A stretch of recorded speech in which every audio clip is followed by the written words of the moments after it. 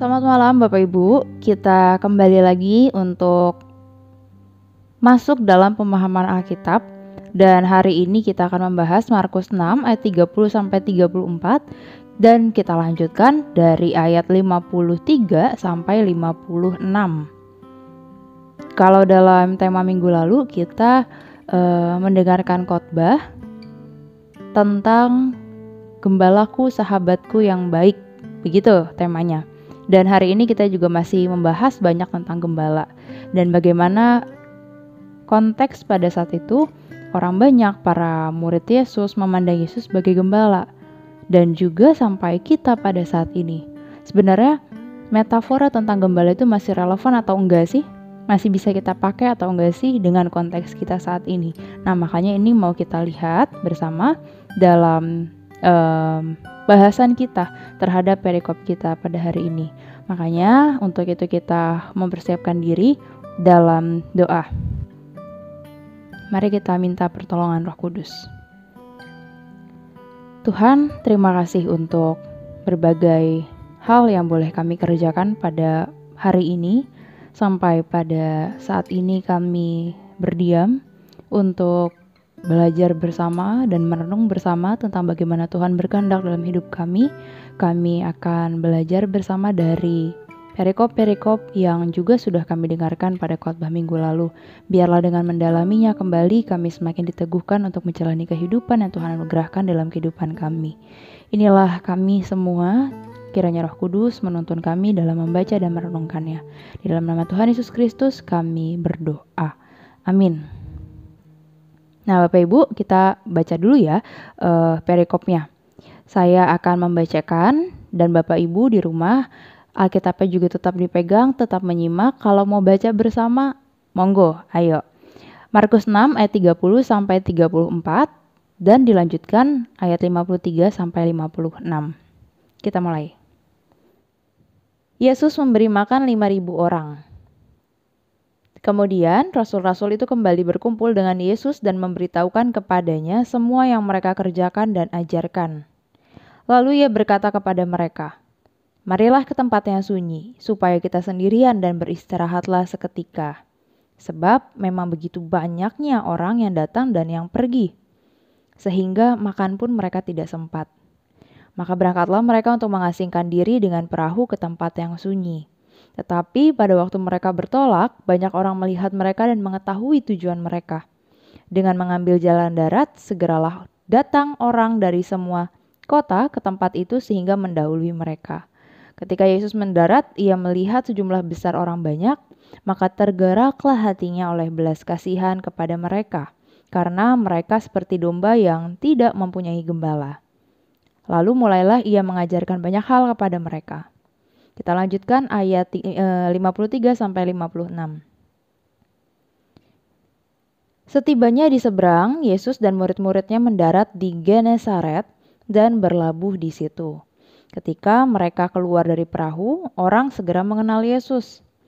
Maka berlari-larilah mereka ke seluruh daerah itu dan mulai mengusung orang-orang sakit di atas tilamnya kepada Yesus, di mana saja kabarnya ia berada.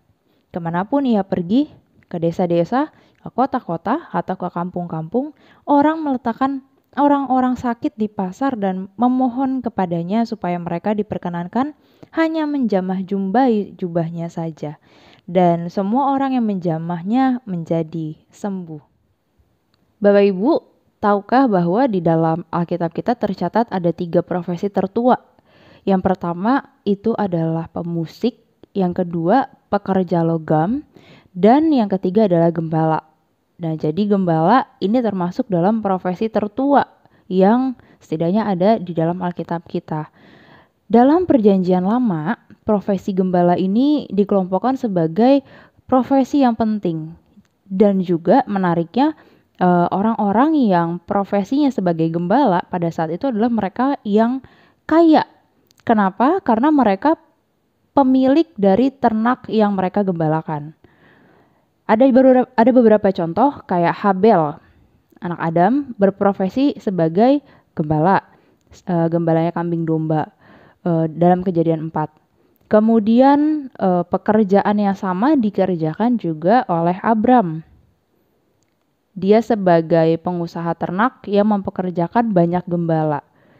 Jadi di sini Abram adalah pemilik, tetapi dia juga menggembalakan, dan juga dia punya gembala-gembala upahan yang lainnya untuk membantu pekerjaan dia. Dan kemudian ada juga Ishak, Yakub.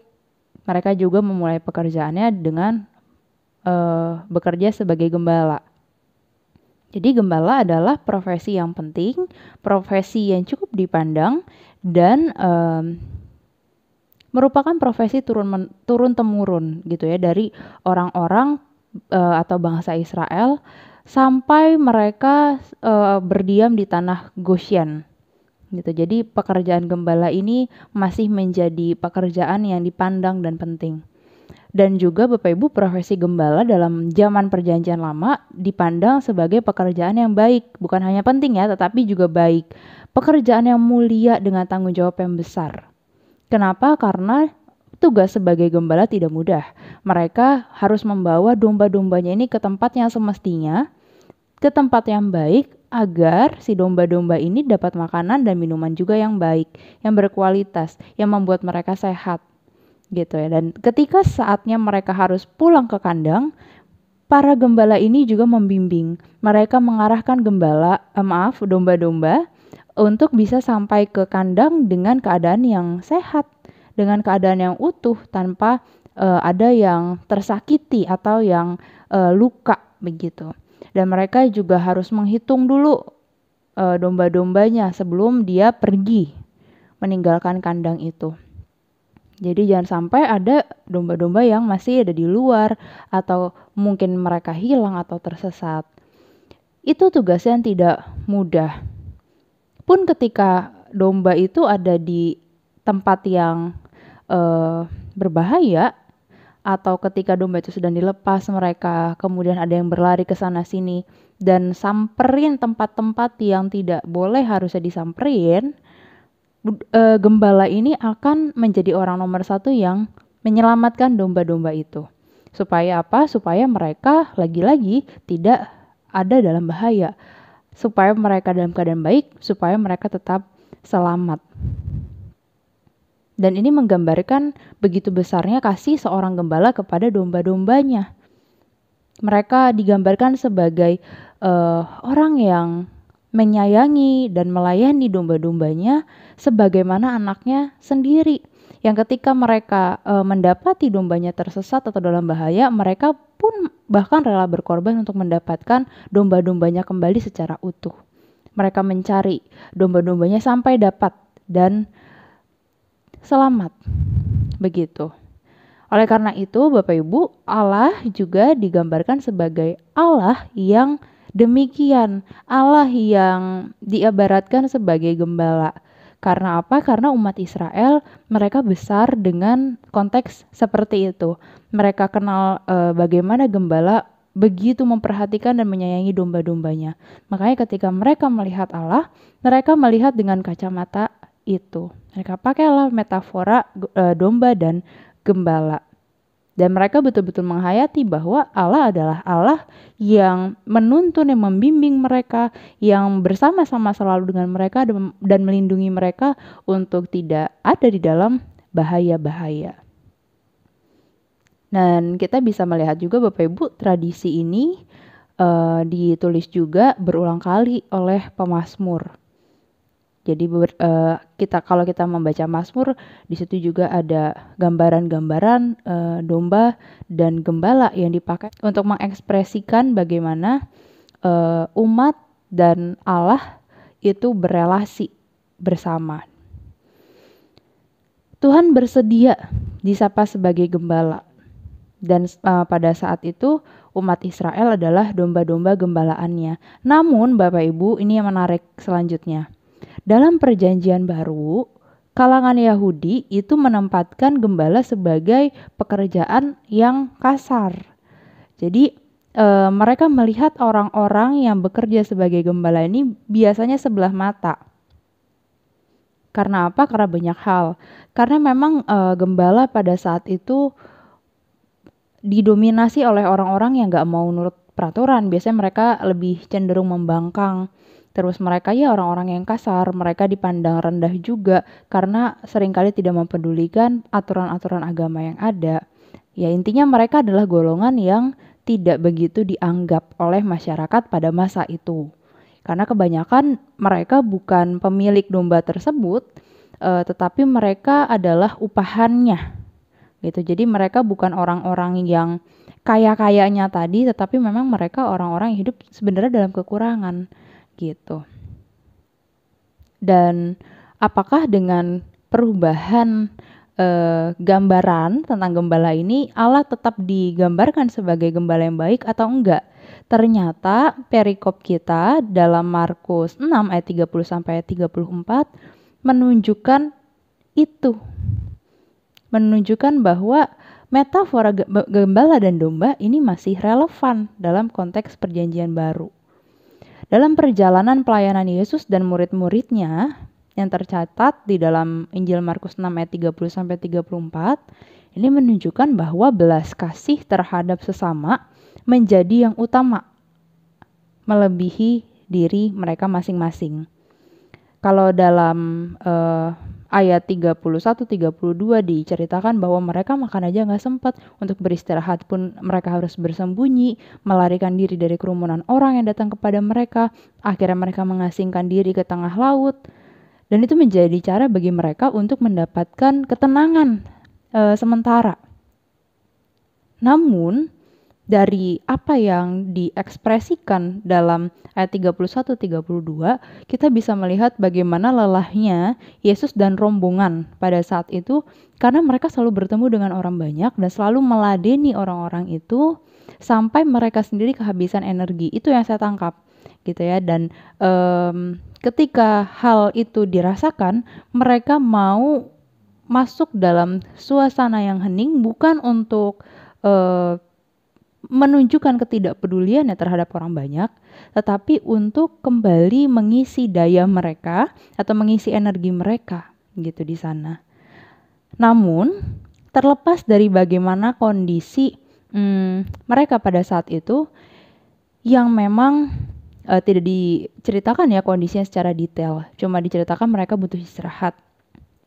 Tetapi apapun kondisi mereka pada saat itu, ternyata ada dorongan yang lebih besar yang kemudian membuat mereka kembali lagi untuk berhadapan dengan banyak orang, yaitu hati yang berbela rasa, yang kemudian memampukan Yesus dan rombongan untuk mengesampingkan apa yang mereka butuhkan dulu.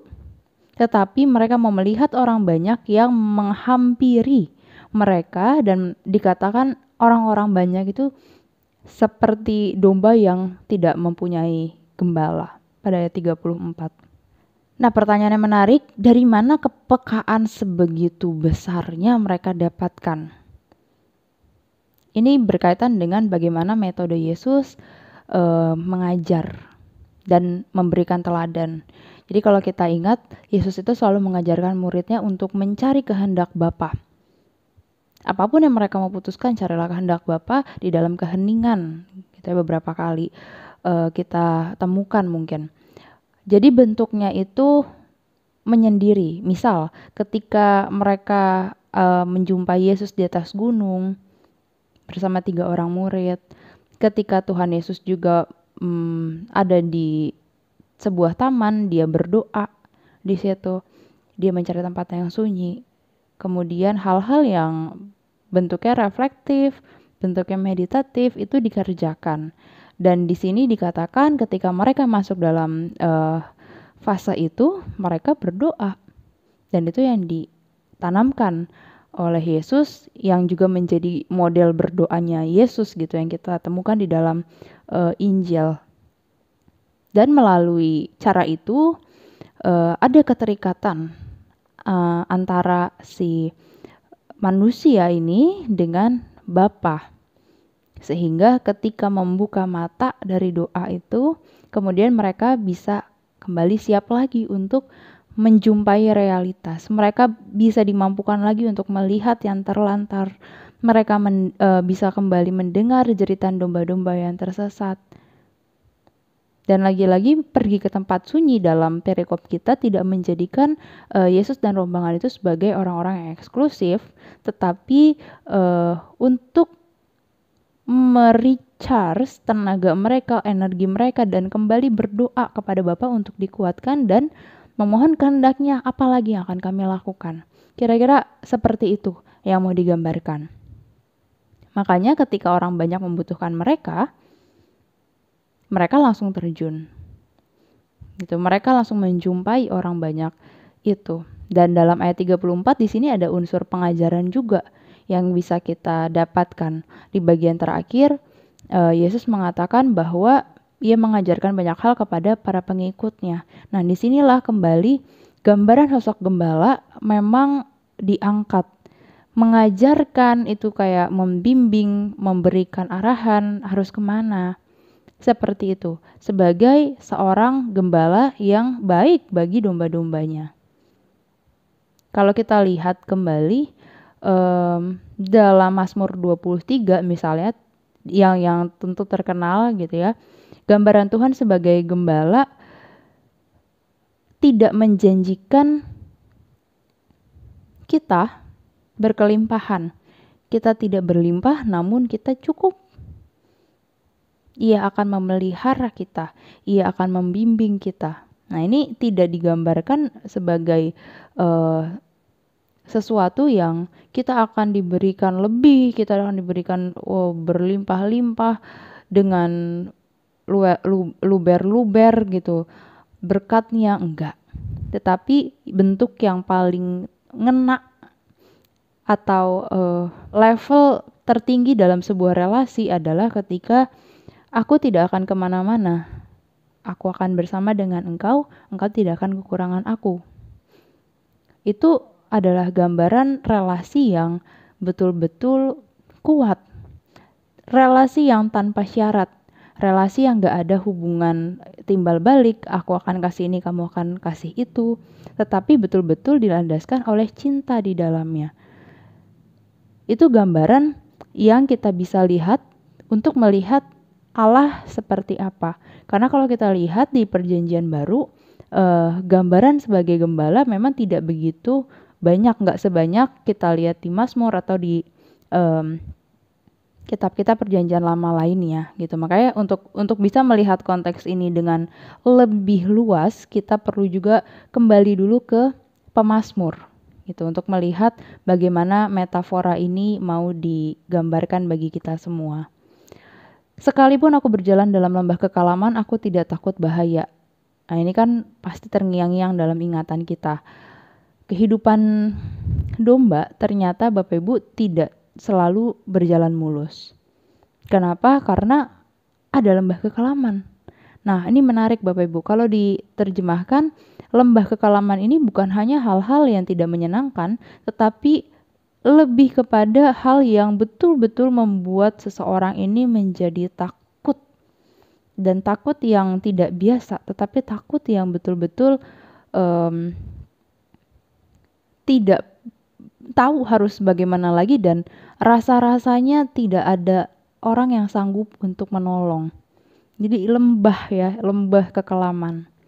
Namun sekali lagi Bapak Ibu, pemazmur menegaskan bahwa sang gembala menggembalakan dombanya secara personal.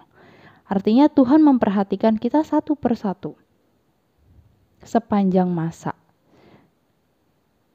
Sang gembala tetap setia menjadi gembala yang baik. Maka sang domba pun, nah ini masuk ya ke domba, ini tugasnya apa sih? Kalau gembala sudah bertanggung jawab untuk memelihara dombanya, maka dombanya pun harus bertanggung jawab untuk menjadi domba yang baik, yang sesuai dengan apa yang gembala kehendaki.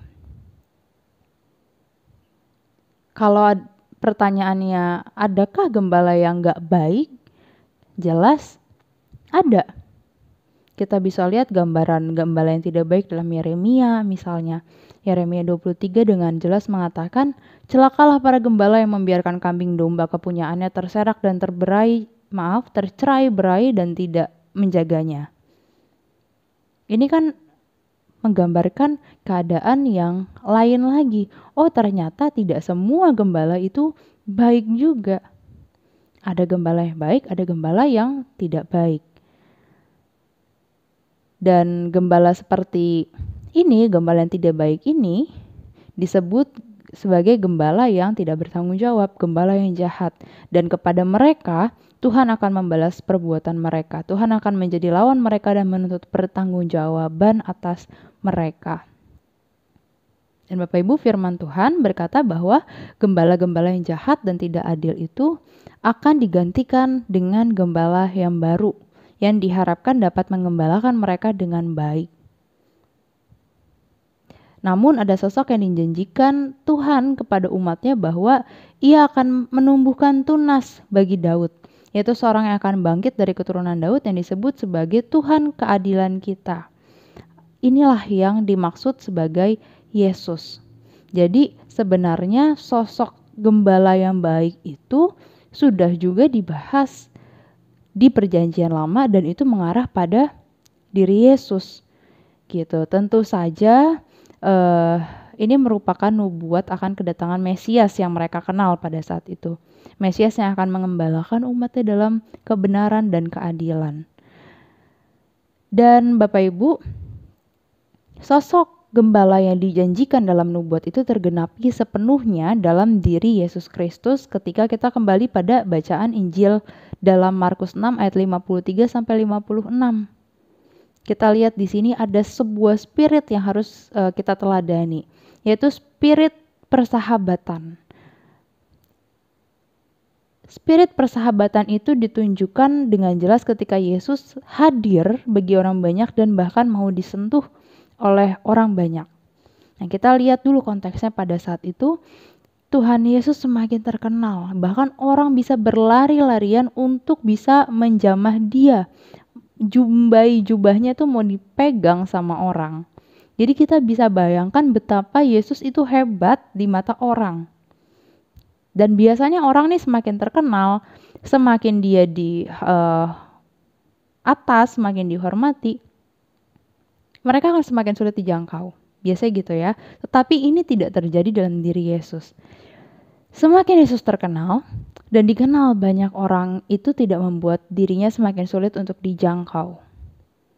Dia justru hadir tanpa protokol yang panjang dan rumit. Dia hadir untuk banyak orang. Dan melalui pembacaan Markus 6 ayat 53 sampai 56, kita dapat menemukan sebuah kesan bahwa Yesus sebenarnya sudah menjadi sosok yang diterima oleh banyak orang pada saat itu. Beberapa perikop sebelumnya juga bicara tentang dia yang memberi makan 5.000 orang, dia yang mampu berjalan di atas air. Orang-orang sangat percaya atas apa yang Tuhan Yesus lakukan. Akhirnya siapapun yang sakit, dalam pikiran mereka Yesus yang bisa menyembuhkan.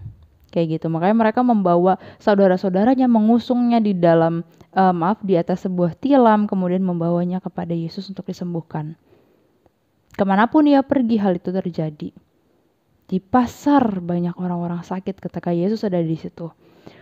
Ia tidak menyembuhkan di rumah ibadat atau di bait Allah, tetapi dia menyembuhkan di mana orang-orang itu berada. Di mana dia ada, kemudian ada orang yang sakit, ya disitulah dia melakukan mujizat penyembuhan itu. Dan ini kelihatan banget ketika ada orang yang sampai menjamah jubahnya. Artinya kan itu ada di dalam sebuah situasi yang udah pasti di luar, terus banyak orang yang benar-benar banyak begitu, dan orang tidak bisa bertemu dengan Yesus tatap mata atau berhadapan dengan waktu yang lama, makanya mereka cuma bisa menjamah jubahnya. Dan orang-orang yang menjamah jubahnya aja menjadi sembuh. Nah, Bapak Ibu, seorang penulis menyatakan bahwa penyembuhan yang dilakukan Yesus ini menggambarkan sosok gembala yang punya kedekatan personal terhadap domba-dombanya. Dia menyapa dengan belas kasih, sikapnya tidak berubah meski dia sudah dikenal banyak orang dan orang-orang tahu dia hebat. Dan semangat yang ada pada dirinya adalah semangat untuk bersahabat dengan semua orang. Dan itu sangat ditampilkan dengan jelas terutama dalam mujizat-mujizat yang Yesus lakukan. Dia sangat concern dalam soal kesehatan. Ya, ketika orang sakit disembuhkan itu bukan cuma satu, tapi banyak sekali. Bahkan yang tidak tercatat pun pasti ada gitu. Dan ini yang menjadi hal yang ketika saya membayangkan ya, ketika orang mendengar nama Yesus, pasti yang dalam pikirannya adalah penyembuh gitu. Dan kenapa bisa sampai seperti itu? Karena hatinya digerakkan oleh belas kasihan. Dia tidak pilih-pilih dalam menyembuhkan orang. Nggak ada pengecualian. Kita pernah bahas juga Yesus menyembuhkan mereka yang bahkan tidak dianggap oleh masyarakat. Yesus menyembuhkan anak Yairus, di mana Yairus itu adalah pejabat pada saat itu. Dia tidak pilih-pilih. Dan sosok seperti inilah yang dilihat sebagai gembala yang baik, gembala yang punya kedekatan antar personal sebagai gembala dan sebagai domba. Mereka punya relasi yang intim, yang kuat. Dan Bapak Ibu, kalau kita tarik dalam konteks kita saat ini, Yesus tidak berubah. Itu perlu kita pahami. Sosok dia sebagai gembala yang baik pada saat itu tentu sama dengan saat ini.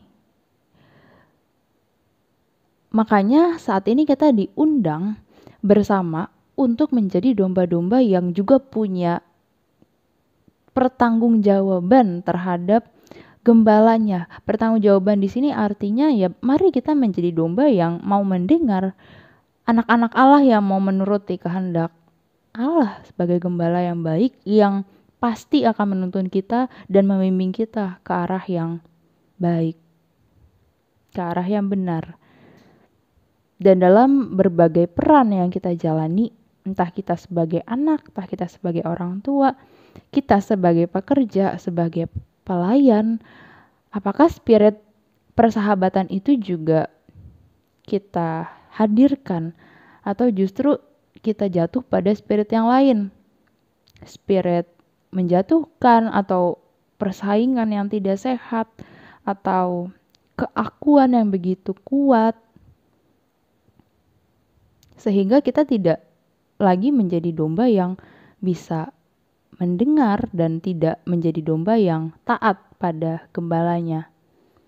Dan bagaimanapun peran yang kita emban saat ini, marilah kita melihat itu dengan kacamata bahwa saya punya gembala yang begitu baik, yang terus membimbing saya dan mengarahkan saya kemanapun saya berada dan kemanapun saya pergi.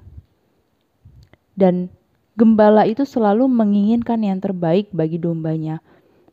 Dan relasi itu didasari oleh cinta. Kurang apa lagi? Makanya marilah kita menjadi domba yang mensyukuri itu. Mensyukuri bahwa Allah dengan begitu besar kasih-Nya kepada kita mau terus membimbing dan menolong kita menghadapi berbagai rintangan kehidupan, menghadapi berbagai pergumulan yang ada. Maka responslah itu juga dengan cinta. Dengan cinta, ketaatan itu bisa kita jalani.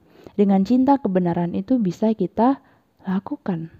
Dengan cinta pun kita bisa bersedia untuk terus mendengar Allah, Sang Gembala yang baik. Untuk itu, marilah kita mencintai Allah yang juga mencintai kita. Supaya hubungan personal antara kita sebagai domba dan Allah sebagai gembala ini terus dapat kita hidupi dalam keseharian kita. Sampai di sini Bapak Ibu pemahaman Alkitab kita. Mari kita tutup dalam doa. Kita berdoa. Tuhan, kembali lagi kami bersyukur untuk apa yang boleh kami renungkan bersama, apa yang kami boleh kaji bersama tentang bagaimana Tuhan sebagai gembala yang baik bagi kami semua. Biarlah apa yang sudah kami dengar dapat betul-betul kami hidupi dalam kehidupan kami sehari-hari. Kami betul-betul dapat menghayati Tuhan sebagai gembala yang baik bagi kami, dan kami mau memberikan diri kami sebagai domba yang mau bertanggung jawab untuk terus taat dan mendengar Tuhan, untuk dapat mengambil berbagai keputusan, sikap, pemikiran, dan perasaan kami dalam kami menjalani hari-hari kami. Inilah kami semua ya Tuhan yang menyerahkan diri kepada Tuhan untuk Tuhan bimbing dan Tuhan ajar melalui berbagai peristiwa. Mampukan kami untuk melewatinya hanya bersama dengan Tuhan. Di dalam nama-Mu kami berdoa dan bersyukur selalu. Amin.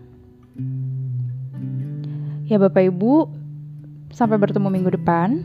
PA kita hari ini sudah selesai. Bagi Bapak Ibu yang masih mau nanya-nanya silahkan WhatsApp dan saya akan merespons. Kita mungkin bisa diskusi di dalamnya. Dan minggu depan kita akan membahas Yohanes nih. Jadi leksionarinya udah bukan Markus. Setelah sekian lama ya kita membahas Markus, minggu depan kita membahas Yohanes. Jadi pastikan Bapak Ibu juga tetap setia mengikuti pemahaman Alkitab kita. Selamat malam, selamat istirahat. Tuhan Yesus memberkati kita semua.